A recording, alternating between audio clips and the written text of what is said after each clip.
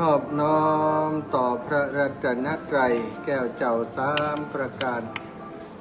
น้อมเอาคุณพระพุทธเจ้าคุณพระธรรมเจ้าคุณพระสังฆเจ้าคุณพระอรหันตเจ้าอริยสงฆ์เจ้าจุตนจุองค์ได้เมตตาแผ่ปารมีมาเป็นนวโลกุตตรธรรมปกเกล่าเกษาปกห่มรักษาครูบาอาจารย์พระมหาเถระพระเถรานุเถระเพื่อนสหธรรมิกสหพรหมจารีทุกรูปทุกองค์ปกห่มรักษาศรัทธาสาธุชนคนดีเท่าแก่อีป่ออีแม่ทั้งหลายทุกท่านทุกคนที่ติดตามรับฟังรายการสารธรรมยามบ่ายตั้งสถานีวิทยุในเครือข่ายคลื่นสีขาวเพื่อชาวประชาซึ่งออกอากาศจากวัดปากตางเจริญอำเภอดอยหล่อจังหวัดเชียงใหม่ส่งไปยังเครือข่ายสายบุญสถานีคลื่นสีขาวหลายสถานีในช่วงเวลานี้ 13 นาฬิกาถึง 17 นาฬิกาสตังลำปางสถานีวิทยุ 106.50 เมกะเฮิรตซ์ตังเชียงใหม่ก็ 104.50 เมกะเฮิรตซ์วัดฝายหินแล้วตอนนี้มีข่าวดีว่ามีสถานีเพิ่มเข้ามาเนอะศรัทธาญาติโยมขอขอบคุณทางสถานีวิทยุใหม่ที่ทางครูบาอาจารย์ได้มอบมาให้กับคลื่นสีขาวได้บริหารจัดการในช่วงเวลานี้ก็คือสถานีวิทยุ FM 89.25 เมกะเฮิรตซ์สถานีวิทยุบริการสาธารณะเพื่อพระพุทธศาสนาวัดหนองกายอำเภอแม่แตงจังหวัดเชียงใหม่และอีกคลื่นหนึ่งก็ 99.75 เมกะเฮิรตซ์สถานีวิทยุบริการสาธารณะเพื่อพระพุทธศาสนาวัดหนองกายอำเภอแม่แตงเชียงใหม่ศรัทธาญาติโยมตอนนี้พี่น้องแม่แตงก็ได้ฟังชัดเจนขึ้นแหมเนาะปกติก็ฟังจากของวัดฝายหินก็ครอบคลุมไปตังเชียงใหม่อยู่ส่วนหนึ่งเนาะเกือบจะทุกอำเภอตอนนี้ก็ได้สัญญาณเครือข่ายเพิ่มมาอีกของสถานีวิทยุของวัดหนองกายเชียงใหม่ซึ่งก็เป็นเครือข่ายสถานีวิทยุก็ส่งสัญญาณไปกว้างไกลไปถึงเชียงดาวไปถึงชัยประการแม่อายพุ่นเนศรัทธาญาติโยมก็ต้องขอบคุณในเมตตาบารมีครูบาอาจารย์เจ้าของสถานีวิทยุบริการสาธารณะเพื่อพระพุทธศาสนาวัดหนองกายและท่านอาจารย์พระครูอภิวัฒนวิกรมผอ.คลื่นสีขาวที่เมตตาประสานงานเชื่อมร้อยเครือข่ายเพิ่มเติมเข้ามาเรื่อยๆสถานีวิทยุที่เฮามีอยู่เก่าก่อนแล้วก็หลายสถานีที่ออกอากาศในช่วงนี้ศรัทธาญาติโยมศรัทธาอีป่ออีเมตทั้งหลายพวกปะกันวันนี้วันพฤหัสบดีที่13นะ13ก็ว่า12สถาแม่นก็แม่13 เดินทางนี่มันลืมแล้วนะลืมวันลืมเวลาบางเทื่อก็นึกว่าออกก็พอเพื่อความแน่ใจวันที่13แน่นอนแล้วศรัทธาญาติโยมวันนี้อาตมาภาพก็โชคดีอีกวันหนึ่งตะกี้คิดว่าจะจัดรายการมาเรียบร้อยเสียแล้วเนาะเดินมาถึงบ้านน้ำต้วนบ้านน้ำต้วนซึ่งหมู่บ้านนี้เลยบ้านมาแล้วศรัทธาญาติโยมแล้วก็เข้าเขตป่าเดินมาก็สัญญาณเหลือ2 ขีด เหลือ2 ขีดลดไปเหลือขีดเดียวเหลือ3 ขีด2 ขีด3 ขีด2 ขีดทดลองไลฟ์สดพอปรากฏว่าสัญญาณมันบัดต่อเนื่องบัดเชื่อมต่อก็ฟังเดินมาว่าจะไปจัดรายการที่นายวันนี้ที่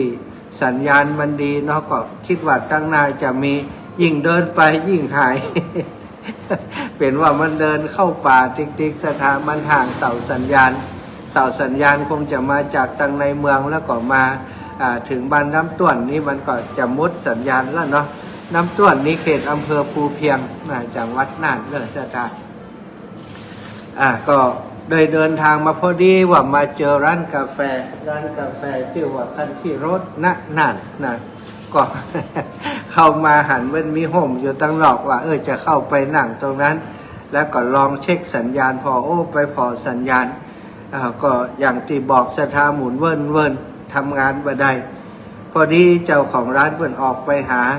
เข้าไปตอนรับหันทุเจ้าเข้ามาเพิ่นก็ไปทักทายประสัย ก็บอกว่าอาตมาขออนุญาตนั่งตรงนี้จัดในการกิจกรรมเน้อเพิ่นว่าได้กับอาจารย์ตอนนี้ที่นี่มันเครือข่ายสัญญาณมือถือบ่ค่อยดี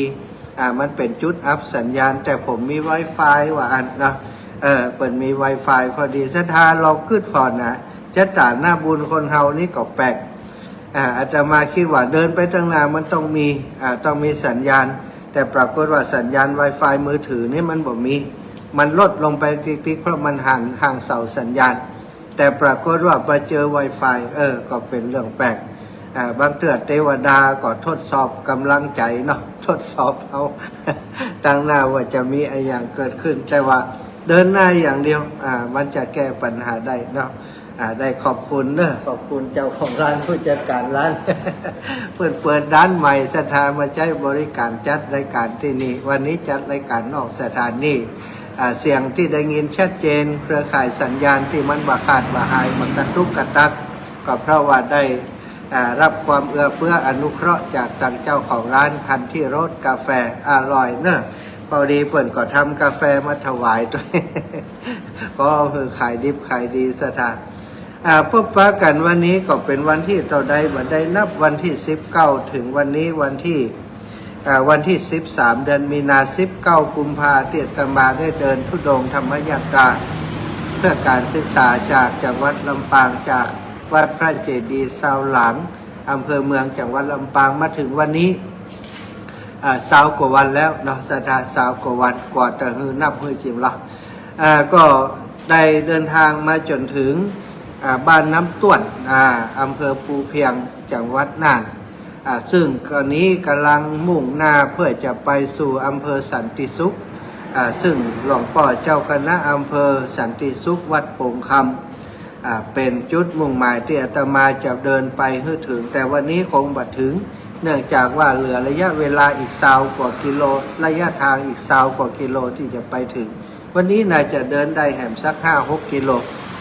บอกว่าจะมีป่าจ้าทั้งนาก่อนเนอะสถาญาติโยม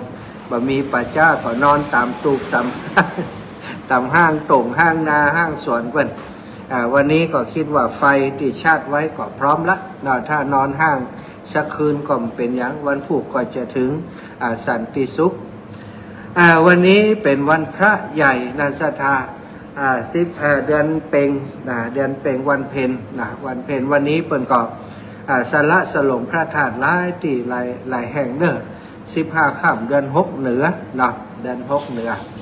ก็มีการสละสลงพระธาตุหลายที่หลายแห่งพระธาตุแช่แห้งก็วันนี้พระธาตุจอมพอก็วันนี้พระธาตุดอยตุงก็วันนี้อีกหลายพระธาตุทำการสละสลงส่งน้ำพระธาตุวันนี้นะเป็นวันที่ศรัทธาญาติโยมสันสาธุชนทั้งหลายได้ป่อมเปงยังกินยังบุญญาบารมีกันเจ้าวันนี้หลังจากออกจากวัดม่วงที่ปัจจาบ้านม่วงเจริญราษฎร์ค่ำคืนที่ผ่านมาได้พักปฏิบัติธรรมที่สุสานปัจจาบ้านม่วงเจริญราษฎร์ตื่นเจ้ามา6 โมงปลายก็ได้ออกเดินทางจากสุสานปัจจาหลวงพ่อบุญมีก็ได้ไปดูแลต้อนรับหลวงพ่อบุญมีบัดอาจารย์บัดต้องไปบิณฑบาตแล้วมีกับข้าวมาถวายอย่างไรจำเป็นได้ฉันเหตุที่ปัจจาสถานฉันเข้าเสร็จแล้วก็ไปกราบครูบาอาจารย์ที่วัดม่วงเจริญราษฎร์ไปทักทายประสัยกับเพื่อนไปดูวัดม่วงเจริญราษฎร์ซึ่งกำลังพัฒนาครูบาอาจารย์ตนบุญสถาพัฒนาวัดวาอารามอย่างงดงามเนอะไปหันแล้วชื่นใจเปิ่นก็กำลังจะมีการฉลองสมโภชแห่งเร็วๆนี้เนาะบ่เมินนี้อีเนาะก็ได้พัฒนาหลายอย่างไปหันแล้วคึกคืนดีสถามีพญานาคมีหูปปันวรรณคดีหลายอย่างกำลังจัดสวนตลอดถึงเสนาสนะได้ปรับปรุงใหม่หลายอย่างหลายประการไปไปชมพอสมควรแล้วก็ได้เดินทางมา เดินทางจากบ้านม่วงเจริญราษฎร์ออกมาถึงปากตางบ้านดูใต้บ้านดูใต้จากนั้นก็ได้ไปเยี่ยมโยมซึ่งเป็นคนบ้านเดียวกันมาเปิดอู่รถอยู่ที่จังหวัดน่านอยู่ที่จังหวัดน่านเลยตำนักไปเลยพระตำนักไปน้อยบ้านวังอย่างหุบสถานบ้านวังอย่างสักอย่างเนี่ยนะแล้วก็ไปเยี่ยมเปิ่นก็ได้ไปฉันเพลติหันฉันเพลเสร็จเรียบร้อยเนาะถามโยมว่าตะวานี่วันก่อนอาจารย์เดินทางไปถึงปากตางที่จะไปอำเภอสันติสุขแล้ววันนี้วานมาส่งที่ปากตางที่จะไปอำเภอสันติสุขจิมฉันเสร็จเรียบร้อยเนาะโยมน้องคนก็ให้ลูกมาส่งที่ปากตางที่จะเข้ามาอำเภอสันติสุขเพราะวันก่อนได้เดินทางมาถึงแล้วสถานก็ได้เดินทางเนาะตอนเที่ยงปลายสักหน่อยเนี่ยนำมาถึงจุดที่เป็นปากตางเข้าอำเภอสันติสุขก็ได้เดินทางมาพาแดดพาลมพาร้อนแล้วก็ถนนเพิ่นทำใหม่สถานถนนทำใหม่เปิ่นจะลาดยางเอสพลันนะก็ลาดยางมาตอยแล้วเปิ่นกำลังเทเอายางมาตอยลาดตั้งหน้านะแล้วก็เอาทรายเข้าถมพ่องอย่างพ่องเขาก็เตียวมานึกว่ามันเป็นอย่างเตียวไปก่อนนักติ๊กอย่างมันสีนักยกเกิบขึ้นมาพอปะท้อเป็นไว้ยางมาตอยติดรองเท้าอาจจะมาหนาเป็นเส้นชะตาโอ้ธรรมโมสังโฆมันมาติดรองเท้าก็แกะออกสถาเดินไปตัวสักหน่อยก็แกะยางมาตอยกับขี้เปื้อนขี้ดินขี้ทรายออก เป็นตาดีลำบากเนาะก็อย่างใดดีก็เดินมาสถาก็เลยเดินจ้าหน่อยเดินมาถึงสถานที่นี่เราก็ได้เวลาจัดรายการพอดีเลยบัดได้พักอาศัยมาพักที่นี่ไปในตัวโอ้เป็นบุญเป็นวาสนาเนอะสถามาถึงที่นี่ที่แรกว่าจะนั่งตั้งนอก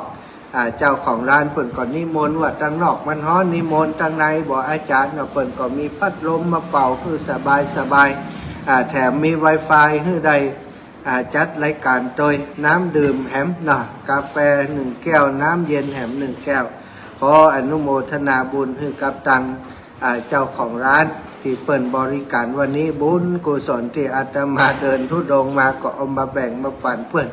ขอให้เปิ่นเจริญรุ่งเรืองในการประกอบธุรกิจมีลูกค้าเข้ามาเยอะๆหลายๆวันหนึ่งพอจะได้อยู่ได้ทำธุรกิจต่อไปเนาะศรัทธาญาติโยมทั้งหลายช่วงนี้เป็นช่วงฤดูร้อนนะบ้านช่องห้องหอของศรัทธาญาติโยมบางที่บางแห่งได้รับความเสียหายวันก่อนได้รับรายงานว่าที่จังหวัดลำปางที่จังหวัดเชียงใหม่บางพื้นที่จังไห้บางพื้นที่มีลมร้อนนะแล้วก็เป็นพายุฤดูร้อนปัดหลังคาปิวไปฝนตก 2-3 เม็ดแต่ว่าลมมาแหงสถาช่วงนี้ก็ขอระมัดระวังจิมเนอะศรัทธาญาติโยมทั้งหลายที่มีบ้านอยู่ใกล้ต้นไม้ก็ระวังจิมนะอันตรายหลายคนก็เป็นห่วงอาตมาตุเดินก็ระวังจิมนะลมมันนักนะมันฮ้อนนะนี่ฮ้อนนี่บอกผู้จะว่าอย่างใดศรัทธาเดินกลางทางนี่มันต้องฮ้อนแต่ว่ารู้สึกว่าร่างกายมันอยู่ได้พิสูจน์แล้วว่าเดินช่วงเวลาใดก็เป็นอย่างอาตมานี้บ่ได้นับเวลาเดินนะตอนกลางวันตอนเช้านี่บิณฑบาตเรียบร้อยฉันเข้าประมาณ8:30ฉันเรียบร้อยเดินต่อเดินมาจนถึง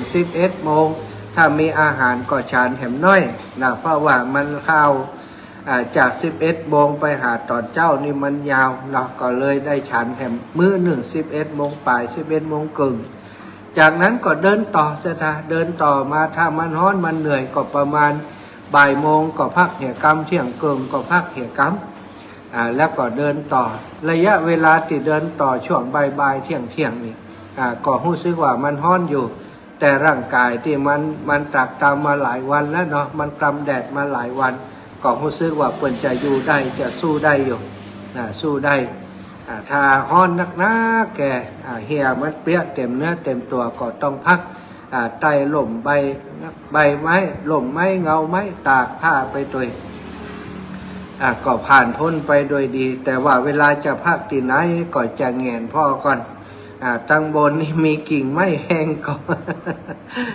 มันจังมีนะศรัทธาญาติโยมเตื้อเฮาบ่มึงพอเนาะถ้ามีกิ่งไม้แห้งไปนั่งอยู่ปื้นหั่นน่ะก่อนกิ่งต่อแขนตกมาดีก็สลบได้เหมือนกันเดี๋ยวจะไปหาว่าโดนบุบแหมะเนาะก็ต้องดูต้องสังเกตสังกานะช่วงนี้ลมร้อนพายุฤดูร้อนก็เข้านะมันบอกมันจะเข้าพื้นที่ใดเปิ่นบอกกรมอุตุนิยมวิทยาเปิ่นก็เตือนว่าช่วงนี้ให้ระมัดระวังพ่องก็บอกว่าโอ้เตือนมาได้บางมันมีนะมันบ่มีบ้านเฮาแต่มีบ้านอื่นเนาะก็ให้ระมัดระวังไว้ต่างคนต่างระวังตัวกันเอาศรัทธาญาติโยมวันนี้มีเรื่องดีที่ได้หันแล้วก็อยากจะมาเล่าสู่กันฟังวันพระใหญ่วันนี้ระหว่างที่อาตมาเดินทางจากบ้านม่วงเจริญราษฎร์มาถึงบ้านแห่งหนึ่งหันป้ายวัดพอวัดน้ำอย่างน้ำขาวกะเราน้ำขาวกะเนาะพอไปพอมาบัจใจขาวเป็นซาววัดน้ำซาวสถานน้ำซาวก็คงน้ำแม่ซาวเลยเนาะซาวแม่น้ำแม่ซาวหันคนเฒ่าเดินออกมาจากวัดสถานจากปากทางวัดออกมาจากประตูวัดออกมาสู่ปากทางนี่ประมาณ50 เมตรญาติโยมเดินออกมาถือสลุงถือตะกร้าถือซ่าเนาะที่เปิ่นเอาไปวัดนะเดินเป็นแถวออกมาตั้งแต่ประตูวัดถึงปากทางอาตมาก็ยืนพอเปิ่นคนเฒ่าคนแก่วันนี้เปิ่นมาส่งน้ำพระธาตุกำมาแย่อย่างอีเนาะแต่ว่าถ้ามาวัดปกติทำไมมาเยอะเหลือเกินก็พอดีว่าพออาตมาเดินไปสักหน่อยศรัทธาหมู่ที่เปิ่นเดินออกมาจากวัดศรัทธาเปิ่นแวะเข้าไปในร้านค้าที่อยู่หน้าวัดพอดีก็ซื้อน้ำซื้อขนมซื้อนมอะไรอย่างต่างๆคนถุงเอามาใส่บาตรให้อาตมาตอนนั้นปิดบาตรแล้วเปิ่นก็เอามาใส่ย่ามเฮือนะเอามาถวายหนักหลายศรัทธา10 กว่าคนถุงอาตมาบอดตายและยายอาตมาจะติ้วไปอย่างใด ปั่นป้อนให้เปิ่นเรียบร้อยบอกว่าทุกคนห้ามหนีไปไหนจะต้องช่วยกันรับผิดชอบเพราะบัดเดี๋ยวนี้ศรัทธาเอาน้ำเอาขนมเอานมเอาอย่างให้อาตมาจะได้นำไปบางส่วนนะฉะนั้นส่วนที่เหลือจากที่อาตมาเอาไปบ่ได้ก็จะแบ่งให้ศรัทธาญาติโยมปั่นกันอีเนาะปั่นปอนเรียบร้อยกาเนาะพิจารณาเรียบร้อยก็ยิบเอาบางส่วนบางส่วนนั้นก็ได้มอบเพื่อศรัทธาญาติโยมไปศรัทธาญาติโยมหนึ่งในคนที่เปิ่นมาถวายของนั้นเปิ่นจำเสียงได้ศรัทธา เปิ่นว่านี่อาจารย์สมชาติที่จัดรายการแม่นก็เจ้าเขาก็บอกแม่นแล้วอาจารย์จะเข้ามาทางเพศจะได้บอกว่ากระตัวมฟังวิทยุกาเปิ่นถึงว่าจะไปหาอาจารย์บุญมีอาจารย์บุญมีอยู่วัดไหนวัดบ่วงเจริญราษฎร์เจ้าบอกว่าอันเนาะเอาไปเอามากลายเป็นว่ามีแฟนรายการอยู่ที่วัดอันน้ำซาวโดยสถาก็ได้จาสนทนากับเพื่อนก็ถามว่าอันวันนี้ไปส่งน้ำพระธาตุก็บ่ใจอาจารย์ทุก15 ค่ำเนาะทุก15 ค่ำนี่วันพระใหญ่จะไปวัดกันอย่างเงี้ยไปกันหน้าก็ไปกันมดคนเฒ่าคนแก่มดอย่างใดมดบ้านนี่กะถ้าคนเฒ่านี่ก็เกือบจะทุกหลังคาเฮือนอาจารย์ว่าแสดงว่าครูบาอาจารย์และศรัทธาญาติโยมวัดน้ำซาวเนาะเปิ้นมั่นคงในพระพุทธศาสนายึดถือประเพณีการเข้าวัดเข้าวานี่เป็นที่แน่นแฟ้นเหนียวแน่นศรัทธาบางงอนเงียนคอนแคนป้ากันไปวัดเป็นภาพที่หันแล้วชื่นใจก็เลยได้บอกเปิ้นว่าหายากศรัทธาอีป่อยอีแม่ตั้งหลายบ้านอื่นเมืองอื่นส่วนใหญ่ก็จะไปในช่วงแค่เข้าพรรษาเข้าพรรษาจะอันที่เปิ้นจะไปวัดนักอย่างอีแต่บ้านเฮานี่รักษาประเพณีอย่างอีไว้นี่ถือว่าสุดยอดของศรัทธาญาติโยมแล้วก็สุดยอดของครูบาอาจารย์พระสงฆ์องค์สังฆเจ้า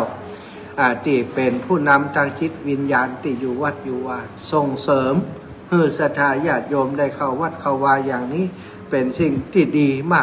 กเนาะได้กูได้จากกระเปิ้นศรัทธาญาติโยมบัดเดี๋ยวนี้คนเข้าวัดน้อยเนาะ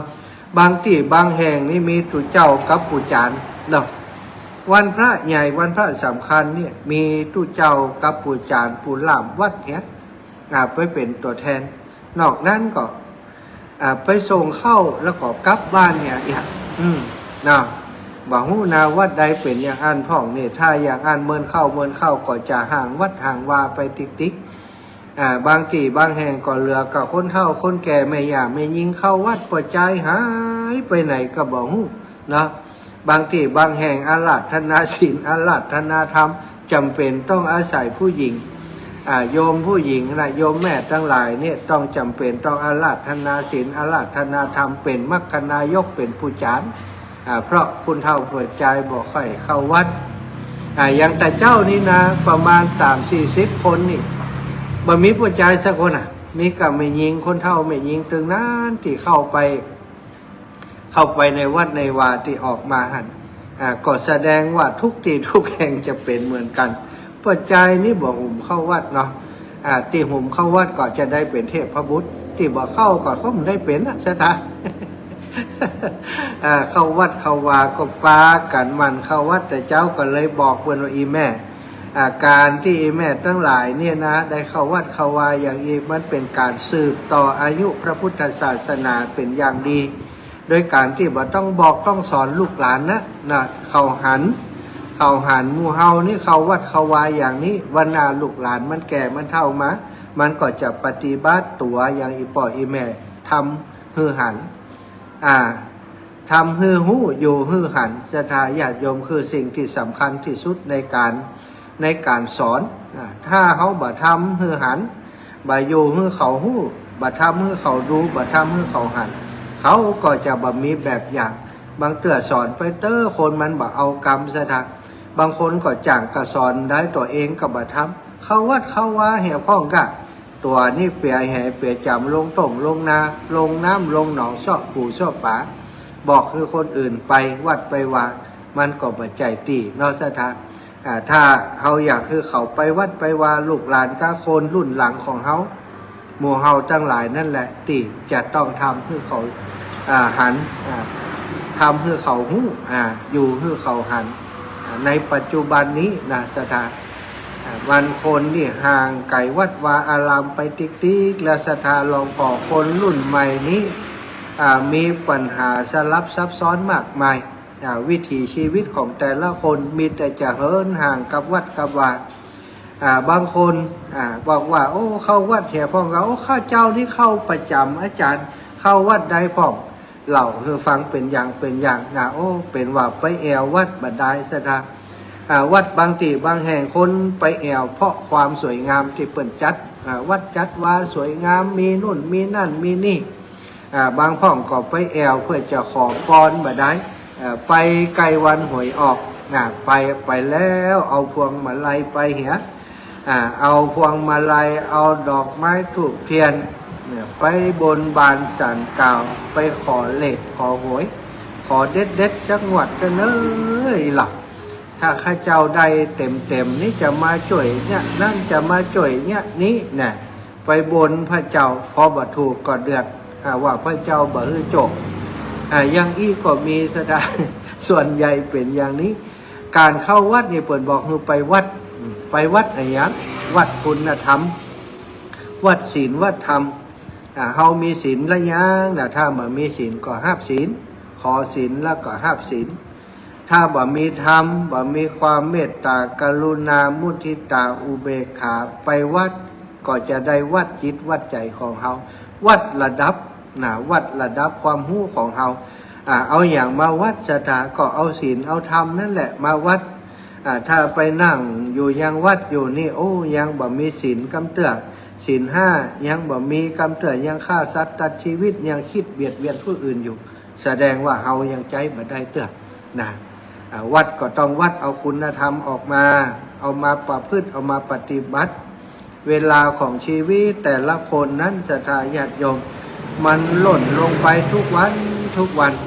ถ้าเปรียบเสมือนเตียนของเฮาบัดเดียวนี้เตียนชีวิตของทุกคนนี่อาตมาว่ามันบัดเหลือเกิงแล้วนะ มันเหลือค่อนไปตามป่ายพุ่นละไฟก็วัดแวดวัดแวดเตียนก็เหลือน้อยเดียวบ่ฮู้จะดับวันใดเนี่ยอาตมาภาพเองก็เหมือนกันนี่ล้ำ60มาแล้วเลยหูตัวแล้วเตียนของเฮาก็เหลือน้อยลงน้อยลงเปลวเตียนตีมันลุกขึ้นมาก็วัดแวดวัดแวดจะดับวันใดบ่ฮู้สถามันจะเสี่ยงเตียนทั้งหมดหรือว่ามันจะดับก่อนก็บ่ฮู้จะโดนฝนโดนลมโดนเหตุต่างๆมาเกิดขึ้นเฮาก็บ่ฮู้ใดชีวิตเป็นของบ่แน่นอนแต่ว่าสิ่งที่แน่นอนก็คือความตายความเจ็บความป่วยความเมื่อยความไข้ความตายอันนี้เป็นของแน่นอนของทุกชีวิตสัจธรรมที่เที่ยงแท้กฎของสามัญลักษณะ3ประการที่เขาได้อู้กันกุเตื้อสถาอนิจจังทุกขังอนัตตานี้เป็นสิ่งที่เที่ยงแท้แต่สิ่งบัดเที่ยงแท้คือชีวิตของเขาทั้งหลายชีวิตของเขาทั้งหลายนี่มันบัดเที่ยงแท้มันหมุนเวียนเปลี่ยนไปเดี๋ยวสุขเดี๋ยวทุกข์ฉะนั้นเราจะอยู่จะใดบนโลกใบนี้ในท่ามกลางของความสุขความทุกข์ทั้งหลายก็ให้มันสั่งสมอบรมตนในเรื่องของคุณงามความดีสร้างบุญสร้างกุศลให้ตนตัวของเขาไว้ถ้าจากนี้พบนี้เขายังบ่ได้พบธรรมเขายังบ่ได้บรรลุธรรมเตื้อก็ขอให้เอาบุญเอากุศลนี้เอาของดีๆเอาสิ่งดีๆนี้ติดตนติดตัวไปเพื่อจะเสวยสุขในภพภูมิที่อยู่เบื้องหน้าของเฮาเฮาบอกว่าเฮาจะเวียนว่ายตายเกิดแห่งกี่ภพกี่ชาติสถานแต่ไผ่ที่ปารมีทำถึงเนาะไปก่อนก็ได้นิพพานไปก่อนอย่างพระพุทธเจ้าและพระอรหันตเจ้าทั้งหลายตราบใดที่ชีวิตเฮายังบ่จบบทเรียนสถานยังบ่ถึงความเป็นพระอรหันต์มันก็จะต้องเวียนว่ายตายเกิดอยู่อย่างนี้เหมือนกับคนเฮียนบ่จบเฮียนบ่จบก็ต้องปิกมาเฮียนใหม่จบป .4 ตายไปเฮียต่อไปก็มาเฮียนต่อป .5 ป .6 เนาะหรือว่ามัธยม1 2 3ว่ากันไปท่านกว่าจะเฮาจะจบปริญญาจะบรรลุความสำเร็จในชีวิตของแต่ละคนมันอาศัยเวลาหลายภพหลายชาติแต่สิ่งทั้งหมดทั้งมวลนี้ยังบ่สำคัญเท่าวันนี้ถ้าหากเขาทำความเพียรทำความเพียรขยันหมั่นเพียรในการประพฤติปฏิบัติศึกษาห้ามเพียรสั่งสมเอาบุญญาปารมีทานปารมีศีลปารมีภาวนาปารมีไปใจวันหนึ่งวันใดที่ปารมีพร้อมมันก็บรรลุได้กันกูคนแต่ว่าถ้าเขาศึกษาห้ามเพียรบ่ได้บ่เอามาประพฤติปฏิบัติมันก็บ่เกิดผลอะไรอย่างพุทธศาสนาคำสอนของพระพุทธเจ้าเป็นวิทยาศาสตร์ที่พิสูจน์ได้ด้วยการกระทำบ่ได้พิสูจน์ด้วยการอู้กาจากันบ่ได้ถ้าเขาบ่กระทำศีลสมาธิปัญญาถ้าบ่รักษาถ้าบ่ปฏิบัติถ้าบ่สั่งสมบ่อบรมให้เกิดขึ้นมันก็ยากที่จะเกิดขึ้นเองโดยที่เขาบ่กระทำอย่างเนาะก็เหมือนกับเขาบ่ปลูกข้าวเขาจะได้ข้าวก็คงเป็นไปบ่ได้วันนี้ศรัทธาญาติโยมทั้งหลายยังมีเวลาที่จะได้สั่งสมปุญญาปารมีกันก็เนี่ยกันไปทำกันไปวันศีลวันพระจะไปละมีโอกาสเข้าวัดเข้าวาสั่งสมยังกองบุญกองกุศลกันไว้อาตมาเองเนาะช่วงนี้ได้ทำเดินธุดงค์ธรรมยาตราเพื่อการศึกษามีหลายคนบอกว่าท่านอาจารย์อากาศมันร้อนบ่ไปบ่ได้กายนะเท่าเจริญพรป่อประเสริฐจ้าป่อนะครับครับสมัครการพระเดชพระคุณเจ้าเดี๋ยวนี้อยู่แต่ไหนแล้วครับวันนี้อยู่บ้านน้ำต้วนอำเภอภูเพียงจังหวัดน่านป่อเตียนเซลล์ของผมที่เป็นจังสอเนอจือแม่ทองดีเนอแม่ทองดีแหละถามเขาถึงหูจักเป็นจังสออยู่ไหนอยู่อำเภอภูเพียงเนี่ยบ้านยังบ่ฮู้แนวก็ลืมไปแล้วแม่ทองดีกะอำเภอภูเพียงเนาะ เดี๋ยวถ้าหากว่า ผมพอไอ้เบอร์โทรที่โทรศัพท์ผม ถ้าหากว่าได้เบอร์โทรศัพท์ตามนี่ผมจะทางทางอาจารย์นู่น ได้เลยปอบ แล้วก็บอกผ่านไปด้วยบอกว่าพอเซียวเมเซียวตั้งยังขับลือคิดถึงอีเนอร์ ดีเลย ป้าหน้าแขกป้าตากันแล้วก็ฝากตานหมาก็แล้วกัน แม่ท้องค้ำมีก็จื่อท้องไหนก็ท้องค้ำ ครับ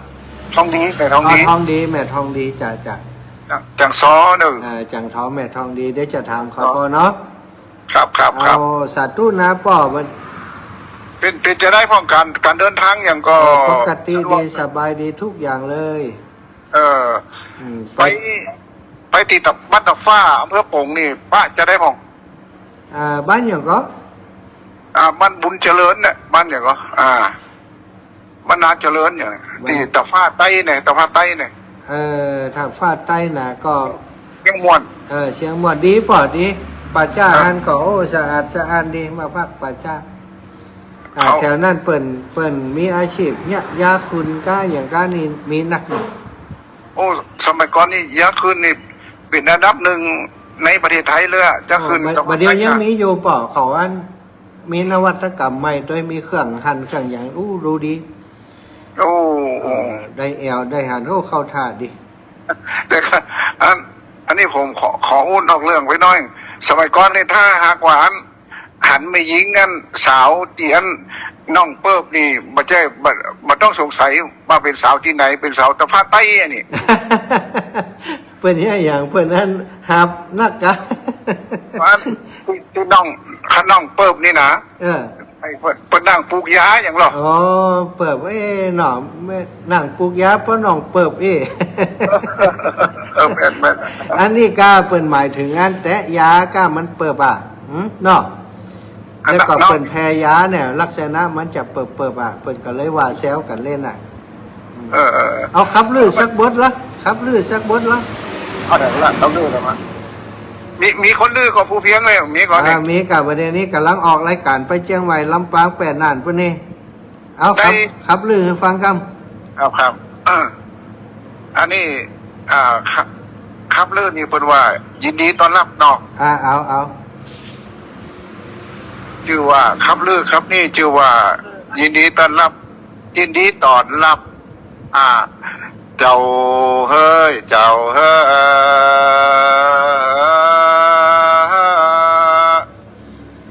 ลาบาดเดียววันนี้ฟังก็แม่โตเฟอหน้าใหม่จุ้มปูยองจริงมีทั้งเสร็จสิ่งดอยบุญไม่อยู่ตุ้มและปีเฮยวันมีตั้งยอดสบายซ้อนสังอามาหอมแผลเลิงโลดเล่าหอมแผลเลิศเล่าเดี๋ยวนี้ใจก็มาครับคุณเจ้าพี่น้องมีข้าเจ้ากับคุณตุนโตนานก่อยครับเสียงหวานออกมาฮับตอนเยิ่มฮับเจ้าพี่น้องและคุ้งเขตเมืองใจลาบาดเดียววันนี้ก็สุตานตั้งไล่ก้อยจูกันย้ายข้าเขาเจ้งคำมาฮอดยอมยอดอายนานหวังพี่น้อยก็สาธุยินดีและพี่เอ๋ยวัน10 แสนปีที่มาอยู่พร้อมนั่งอยู่ห้องแป้นนี่และภาษาคำน่าใจก้อยครับเสียงดีและสู่เยิ้มปีน้องเขาวันนี้อย่ามีตีขี้แดงโนวันสังมาอ่อนเสดีเนาะพี่เอ๋ยเข้าใจกันเหมือนดังดินกับฟ้าวันนี้ได้พ่อหน้ากันไว้เหมือนถ่ากับวังเมื่อใจรักแก้มฟันตำตาได้หันมาและทักทีนานวางปีก่อยลาดแล้วและข้อสาเสื้อนาวอนอุ้ยดีใจละเฮ้ยคำ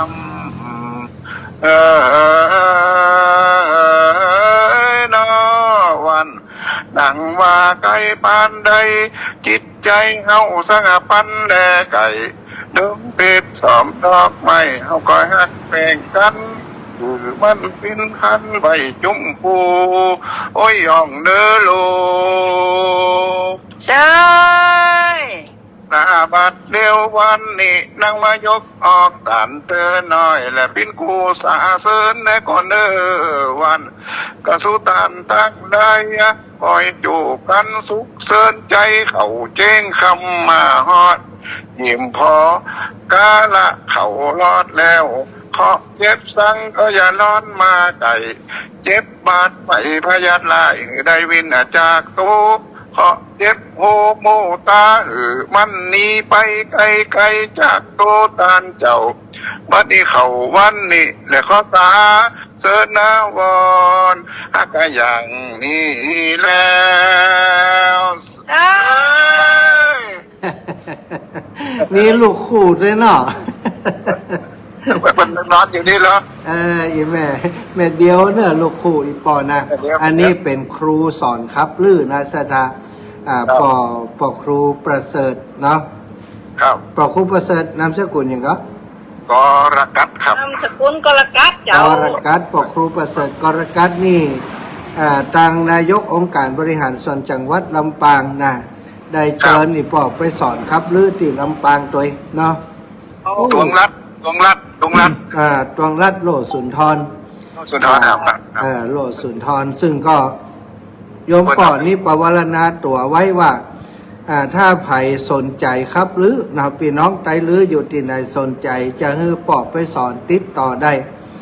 เดี๋ยวถ้าทายาติโยมถ้าไผ่สนใจก็ติดต่อผ่านอาตมาก็ได้ แล้วจะได้ให้เบอร์โทร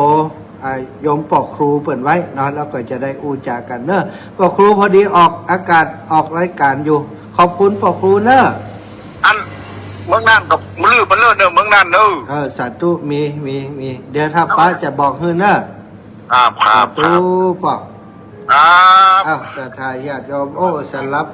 บสับเปลี่ยนได้ฟังเรื่องราวดีๆอ้าวศรัทธา15:44 นาทีก็จะปันเวลาเฮือกับศรัทธาญาติโยมทั้งหลายเนอะได้โทรเข้ามาอูมาจ่ามาสอบมาถามก็ได้มาอูมาจ่ากันได้เลย0808844173เนอะวันนี้วันพระใหญ่ทำบุญสุนทรทานกินตานแล้วจะไปลืมค่ำคืนมาก็แผ่ส่วนบุญส่วนกุศลเฮือกับตนตัวของตัวเก่าตัวเนอะแล้วก็สัมภเวสีทั้งหลายญาติมิตรทั้งหลายทรัพย์ประสัตว์ทั้งหลายบางคนนี่ลืมทำบุญแล้วก็บอกแบ่งปันไผนะเจริญปอนโยมแม่ลายต่างถิ่น ไว้สาเจ้า นั้นลมดีมันยังหืม กันเป็นลุงท้องแอนอนอยู่เย็นจริงๆเลย ฟังผู้เรื่องก่อนเนี่ยใจลื้อนะ บ่รู้เลยแหละ อืม ฟังคำเขาเนี่ยเหมาะดี ใจลื้อนะกะใจลื้อก็ใจเฮานั่นนะ อาจารย์ อืม จะมาอู้ให้แม่ฟังยังจีว่ายังที่เกิดเนี่ยไม่ดูให้ไม่เป็นเสีย อืม ฮะ เจ้า จะมาอู้เขาอยู่ เจ้า เป็นดู ตุ ดูหน่อยดูดูอย่าง อ้าวเสียงอีแม่บอกค่อยชัดเลยโทรศัพท์อูอี ว่ายังติดเกิด ยังติดเกิบแล้วโอ้ย ดู ติดเกิบประเดี๋ยวนี้พอจะเอาเกิบขวางเห็นแล้วตะกี้ถ้าขวางก็มีอย่างใส่แกะออกเอาแอบมือเปื้อนหมดอ่ะ กันหน้ายังดูให้ดูกัน คูดก็บอกออกอีแม่ต้องเอามือแกะเอาอ่ะ กันหน้ายังดูฟังอย่างนั้น สัตว์ตัวอูก็ได้อ่ะ ก็ได้ค่ะ ขอบคุณมือดำคิริเอ็มได้ล้างน้ำแต่ โอ้ สัตว์ตัวแน่อ้าวครับสายยายพรเชียงใหม่กำอ้าวเจริญปอนยายพร2 สายแล้ว โอเคยกขึ้นไปเฉยก่อน ก็ยกให้เปิ้นกับตัวพังเนี้ยมันหยังยายพรนี่มาถึงวัน ใช่ ว่าเป็นอุ้ยเสียงงานคนอุ้ยอ่ะแล้วก็คนจะ หน้ากากโอ้ไตลื่นนะที่ฟังรายการน่ะ อุ้ยหูอยู่เอากลับดิมันก็ค่าๆเดินไปหน่อยใช่ไหม เหมือนกันใกล้เคียงกันนะสำเนียง นั่นมันของคู่กัน ดีแล้วยายพรเดี๋ยวจะไปแม่อายก่อนเนอะ จะเอา สาธุไปหาแม่มาริวันกำยายพรเจริญพรแม่มาริวัน ไหวตาเจ้า ฮ้อนกอบ้านอีแม่ ฮ้อนครับฮ้อนเจ้า เมืองน่านนี่ฮ้อนปะทบ จะนั่งมึงฟังนะ จะไปเมืองฝางวันที่คิดว่าตาลพระป่าวันที่13แล้วก็จะไปนอนป่าจ้าอันตังเวียงป่าเป้าจะไปกราบหลวงปู่ไปดำหัวหลวงปู่แล้วก็14จะออกเดินทางจากแยกแม่สวยแม่ ไปขนาดนั้นเนาะ ไปทางบ่อน้ำมันเพื่อนถึงไหนก็ถึงห้างให้ท่านจำเริญมาครับเอา บางปอยรู้น้องไปผ่านต้องบางปอยนะคะ ผ่านทั้งฝั่งปอยนะแม่ถ้าเวลาเดินเมื่อคืนเนาะถ้ามันฮ้อนเดินเมื่อคืนเนาะ เมื่อนะเดินเมื่อคืนก็ได้อยู่เมื่อฝางเขาเนี่ย ใช่ เนาะ ครับ เดินทางปลอดภัยดีเนาะ ป้ากันพุ่นบอกป้ากันนั้นวัดอันหม่อนปินบอก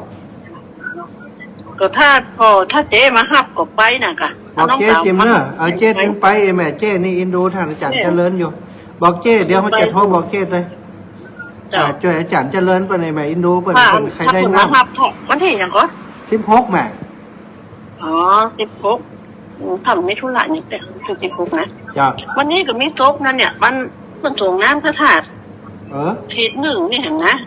อันแม่ก็ได้ไปมีซบแม่ไปโรงพยาบาลไปส่งพี่สาวอันทำฟัน เดี๋ยวนี้ขึ้นไปเมืองฝางก็จะลวดเดินแอลเมืองฝางเห็นนะไปวันที่16อย่าเดินเมืองฝางเดินแม่อ้ายเดินอย่างนั้นเข้าป่าเข้าเขาเดี๋ยวนะ เนาะ จะไปแอลหาอาจารย์นั่นตัวน่ะอาจารย์ที่อันไปอยู่ปริวัติที่เขาบนดอยอ๋ออาจารย์บุญเปงจะไปแอลหาเปิ้นตัว บนดอยแม่เขาหิมนั่นแม่เขาเนี่ยรู้ นากาจะไปหาแม่นากา บนดอยแม่เขาเนี่ย ลูกบอลปินจะไปหาแม่ เจาะ สาธุนะแม่นะขอบคุณแม่นะเจ้ารักษาพี่น้องตังปุ้นแม่อายปุ้นเนื้อโยมแม่มาริวันพิเคราะห์งานเอาแม่สมบูรณ์บ้านไร่ศิลาทองแม่สมบูรณ์บ้านไร่ศิลาทองเจริญพรโทรมาแหมใหม่แม่สมบูรณ์วงแสนเจริญพรเอาเปิ้นว่าตะกี้ไทยหรือกับหวานบ่นะม่วนไก่แม่อาจารย์เปิ้นป่อครูเปิ้นเป็นครูสอนครับหรือน่ะเหมือนกับข่าวจ้อยข่าวซอเนี่ยเจ้ามันเหมือนกับข้าวซอสหลอกหนั่นคือใครใกล้เคียงกันนะใจเราเดี๋ยวนี้ได้กี่ครั้งแล้วยังไปได้อย่างจ้ะเดี๋ยวเดินแหมอยู่แม่จะได้เอากี่ครั้งได้ครับหัวได้ผมได้กับแพะเปิ้นได้แพะในป่าเปิ้นพอถ่านแล้วจะโดนเข้าป่าแล้ววันนี้โอ้ยไม่รู้ให้สาธุเนอบุญทัศาขออนุญาตทับสายอื่นก่อนเจ้าไว้ครับเจริญปอนแม่กันหาบัวตูมหายไปเมินจ้ะเจ้าแม่ว่าป้าว่าจะทำวันเกิดของพ่นวันนี้เนี่ยวันเกิดวันนี้วันพฤหัสวันที่13ของพ่นวันนี้ท่านจะทำบุญกับท่านไผก็ได้ก็ลูกเปล่าได้กะอีแม่จะทำอย่างไรจะโอนเงินไปได้กะวันที่10อย่างก็วันนี้กับวันที่13วันเนี้ยวันนี้กะลูกเบาชื่ออย่างสมศักดิ์แซ่ลิ้มเจ้าสมศักดิ์แซ่ลิ้มแล้วเดี๋ยวเป็นอยู่หันก็อยู่เนี่ยกันจะแม่จะให้เปิ้นพูกับท่านแล้วของท่านเดี๋ยวจะปั่นปอนให้เปิ้นมาเปิ้นเกิดได้กี่ปี55เลยจ้ะพอจะเต่าเขาเลยไอ้สมศักดิ์มาหลวงพ่อครับโอนเข้าพร้อมเพย์เบอร์นี้ได้ไหมครับเป็นของหลวงพ่อจะเป็นนั่นบัญชีธนาคารอีแม่มีแล้วก็5363ของธนาคารกรุงไทย630954491ใช่ไหมครับ5363095491ถูกต้อง5363095491เนาะใช่ว่าจะโอนเข้าไปสัก200นะครับได้ เกิดวันนี้เหรอวันคล้ายวันเกิด ครับ อ๋อ ครับ ดีวันนี้เป็นวันพระด้วยนี่ วันมงคล ครับใช่ครับ เอารับพรเนอะ ครับ สาธุสาธุชัยยาสิทธิดิลิจะในวันนี้หากก็เป็นวันดีสลีสุภมังคันละอันประเสริฐล้ำเลิศยิ่งกว่าวันและยามทั้งหลายวันละมูลศรัทธาคุณโยมสมศักดิ์ซึ่งมีชะตาวัดเกิดในวันนี้ได้ร่วมบุญร่วมกุศลในโครงการธรรมยาตราเพื่อการศึกษากับอาตมาภาพก็ขออำนวยอวยใจให้เจ้ามูลศรัทธาคุณโยมพร้อมกับครอบครัวญาติกาวงวานแห่งท่านเจ้าอยู่ดีมีสุขอายุมันขวัญเย็นพยาธิอาปาดข้อเกณฑ์เป็นภัยก็ขอให้ได้มาลายหายไปนับแต่นี้ไปนาอยู่ก็ขอให้มีใจไปก็ขอให้มีโชคมีลาภได้ภาพแพ้อย่างข้าสัตว์สัตว์จังหลายแม้จะหิก่อปันมาแม้จะหาก่อปันได้จะเดินทางขึ้นเหนือล่องใต้ขอได้ปลอดภัยในทุกเส้นทางแม่นจักอุทิศผลบุญตานให้บรรดาญาติทั้งหลายที่เปิดล่วงลับมรณาไปสู่ปาลโลกไปนาขอเข้าเจ้าทั้งหลายมารับมารองเอาบุญกุศลปนเสียจากที่ยากพรากเสียจากที่ทุกข์ให้ได้ถึงสุขเป็นที่แล้วคือเมืองแก้วยอดในลาปานไปสู่ที่ยังสุขสำราญแล้วก็ขอให้กลับมาปัตตานุโมทนาอำนวยอวยใจให้จังเจ้ามูลศรัทธาคุณโยมสมศักดิ์พร้อมกับครอบครัวทุกท่านทุกคนให้ได้อยู่ดีมีสุขให้ได้มีอายุมันขวัญยืนนั่นจุงจังมีเตี้ยงแต่ดีหลีอายุวัฏโกธนวัฏโกสิริวัฏโกยสวัฏโกพลวัฏโกสุขวัฏโกโหตุสัพปตาภวัตุสัพปมังคลังรักขันตุสัพปเทวตาสัพพพุทธาสัพพธรรมาสัพพสังฆานุภาเวนะสัทธาโสถิงพระวันตุเตอายุวันโนสุขังปะลังอยู่ดีมีสุขเด้อได้ปั่นปอนวันเกิดแล้ว สาธุสาธุเนอะ ค่ะขอบคุณค่ะ สาธุโยมแม่ขออนุญาตทับสายอื่นกรรมมีเวลาแหมน้อยเจริญปอนพี่น้องเมืองฝางแม่จันสีสุขา สาธุอีเมลลืมมันกันว่าเปิดบัดเดียวเนี่ย ฮะ อีเมลลืมกันว่าเปิดออกบัดเดียวเนี่ย เอาลืมเนี่ยมันหยังฮะ โอ้โห ไผบอกให้ลืม ถ้าจะมาอู้เด่นฮอนตะเกีย โอ้ไผบอกให้ลืมแล้วจะไปเมืองฝางวันที่16เนอะไปตานพระป่าด้วยกันที่วัดอาจารย์นั้นจำเริญนะหม่อนปินนะ เจ้า เดี๋ยวจะบอกให้โยมแม่จงดีก่อน เจ้า 16ไปตานจะเอาไปจ่ายกับระบบน้ำแม่เปิ้นจะแปลงน้ำขึ้นไปที่พระเจ้าหลวงพุ่นน่ะ เจ้า สาธุปากันพุ่นน่ะเมษากลมเจเมื่อละมีนาพวกกลางเดือนแล้วเจริญปอนแม่นวลยอดคำปัน เจ้าไว้ก่อนเจ้าวันนี้ออกรายการอยู่กันในเจ้า โอ้ออกรายการกล่อมฟังกะ โอ้แม่ไปเก็บกาแฟมาแม่มาเปิดก็ได้ยินนี่ฮะ เก็บกาแฟวันนี้เจ้า เจ้าได้นักก่อ เจ้าอยู่รายการด้านไหนนี่เดี๋ยวนี้อยู่ตังใด อยู่บ้านน้ำต่วนอำเภอภูเพียงจังหวัดน่ะ จะอยู่กุ้งเมินอยู่เนาะ หลายวันอยู่เอาขับดำติ๊กปุ่นอ่ะเดินเมืองนั่นนี่ เอาจนนั้นจนคนใต้เนาะ เอาจนมันไก่ แล้วจนคนใต้ก็เป็นยังคนถึงหักคนถึงโห เจ้าง แม่คนนี้ไข่ใต้ละ สาธุนะ เจ้าเป็นกำลังใจให้เด้อเดิน บุญหักษายมแม่บัวลอยสายเขียวเจริญปอน เจ้าอันนี้แม่งงอ่ะท่านท่านว่าจะไปที่แม่ผังวันที่16แล้ววันที่16เนี่ยนะ ยันเมษาพุ่นแม่ โอ้ยแม่ก็งงนี่แม่งงเดือนนี้นะเดือนนี้ใครจะมาวันที่17อ่ะ 17แม่ อ๋อ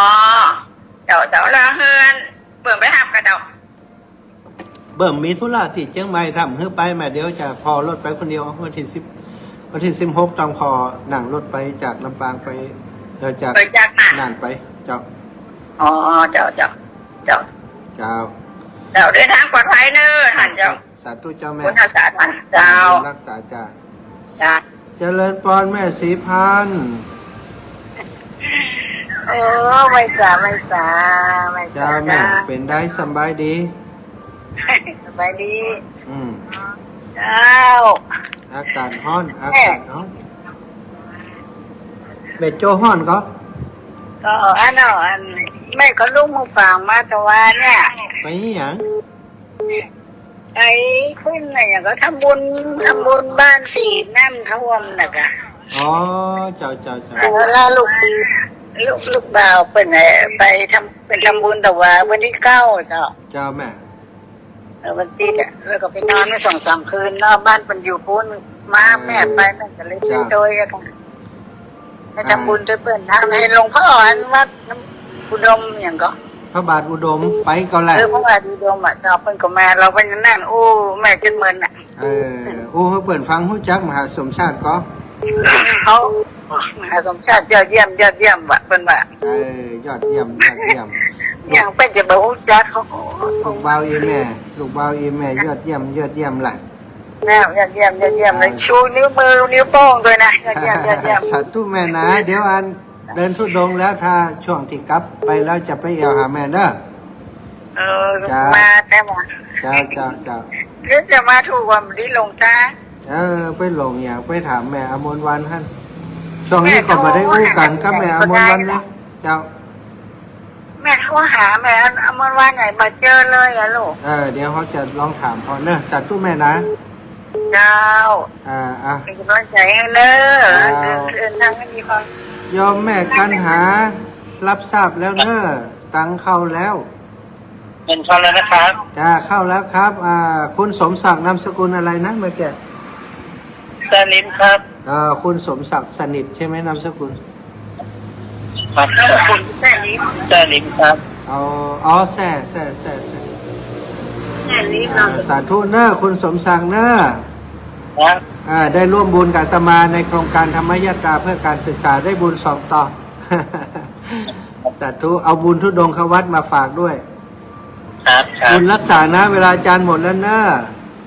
ครับ สาธุครับสาธุครับ